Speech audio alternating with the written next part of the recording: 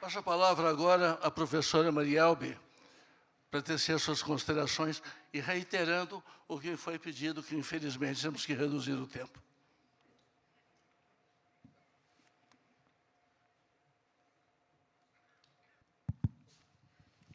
Boa tarde a todos e a todas. Agradecer ao Dr. Ronda e à doutora Rita, parabenizar pela necessidade de se fazer realmente um evento como esse da prática aplicada, né? Cumprimentar todos na pessoa do mestre Hamilton Dias de Souza. E é uma pena que o meu mestre Eurico não esteja aqui, porque foi meu professor no mestrado e eu tenho um grande respeito por ele. Mas quem ouve a palestra dele pensa que está em outra reforma tributária, tá? Por quê? Porque não foi essa lei que eu li, de tanto amor, tanta amizade. Por quê? Quem começou a Primeira Guerra foram os municípios, lá quando foi implantada o 132, e eles entraram com ação, né? Durante um ano não chegaram a acordo o ano passado, e depois disso, o que é que aconteceu? Eles ainda continuaram brigando pela composição do comitê gestor e hoje ainda estão discutindo sobre isso. Então, essa coisa de dizer que há muito amor nessa federalismo cooperativo, eu acho que não é bem isso que acontece na prática, com todo o respeito a ele. E aí, algumas coisas me surpreenderam. O professor Eurico, veja, eu tenho todo o respeito pela Fiesp, a casa onde eu estou, como entidade, ela está absolutamente correta em entrar com ação para discutir os direitos, isso é o amplo direito de defesa do nosso sistema, mas o que me causou espécie foi exatamente, eu me surpreendi com o parecer de Dr. Eurico sobre alguns pontos, excelente parecer. Só que ele diz o seguinte, os incentivos foram dados sem estudos. Espera aí, então, a reforma tributária não foi baseada em estudos concretos para dar ou retirar incentivos? Isso é uma pergunta até que eu coloco para as pessoas que têm mais fundamento na reforma. Então, esse ponto. Outro ponto é, a guerra fiscal não acabou, ela continua e continua com isso. Continua com essa discussão. Amazonas, São Paulo, não. Eu acho que a discussão tem que ser o seguinte, por que existe Amazonas e por que existe uma proteção para Amazonas? Lá, todo mundo sabe, é uma região que não pode ser desmatada. Se não pode ser desmatada, alguém tem que pagar a conta, porque as indústrias jamais iriam para lá, se instalar, se ela não tivesse um atrativo. Eu sou do Norte e Nordeste e posso lhe dizer, sem incentivo fiscal, ninguém iria para lá. E se ninguém for para lá gerar emprego, atividade econômica e renda, o Brasil é quem vai pagar a conta também. Eu, inclusive, defendo que o mundo que quer que não desmate para manter a biodiversidade, manter aquelas coisas, tinha que pagar uma taxa extra para lá. Por quê? Porque o Estado é prejudicado quando todo o Brasil, todo mundo desmatou e lá tem que manter,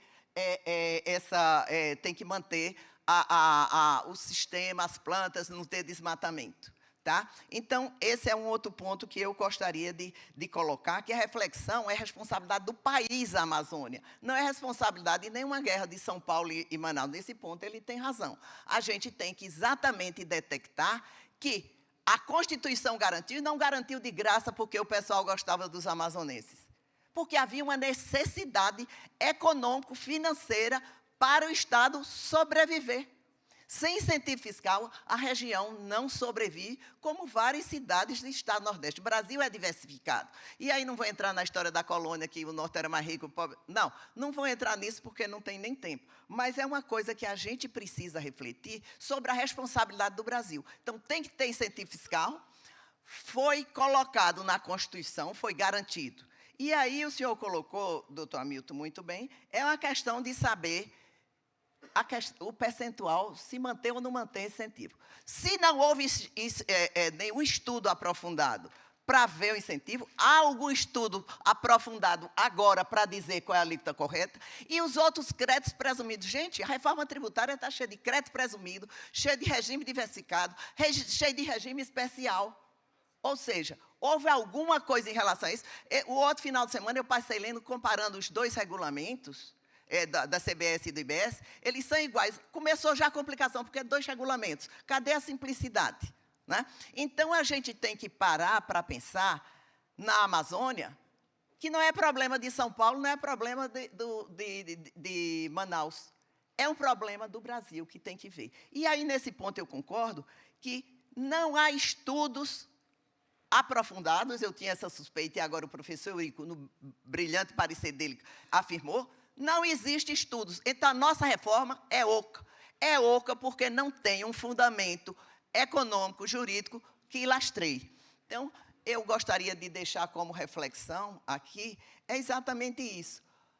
Como é que ele acaba de escrever, e eu adoro o professor Eurico, tenho a máxima admiração, mas ele acabou de escrever que morreu contencioso quando o parecer dele foi exatamente abrindo o litígio. O litígio abriu lá em janeiro de 2024. Né? A semana passada teve outra discussão. Então, a gente precisa parar para pensar se realmente acabar os litígios. Por quê? Porque está cheio de vazios, cheio de brancos na lei complementar, né? Nas leis complementares são duas, nos próprios regulamentos. Então, voltando só para a questão da Amazônia, eu gostaria de pensar, se a solução era legislativa, por que não se buscou esse meio e buscou-se o litígio? Não adianta pintar de cor-de-rosa dizendo que, não, é uma ação para educar o Brasil, é um litígio. Litígio tem duas partes litigando. Tá? Eu ouso discordar, com todo o respeito à Fiesp, eu acho que está absolutamente certa, em defender seus direitos, faz parte do nosso regime democrático, do amplo direito de defesa, mas, realmente, doutor Hamilton, a gente tem que ter estudos sérios, e me surpreendeu profundamente a reforma não estar lastreada em estudos sérios, como disse o próprio professor Eurico. Então, realmente, eu acho que é o momento de refletir, e é o momento de se pensar o que nós queremos para o Brasil, porque a nossa reforma, embora seja linda no sonho, na realidade que está escrita, ela não aconteceu. Obrigada.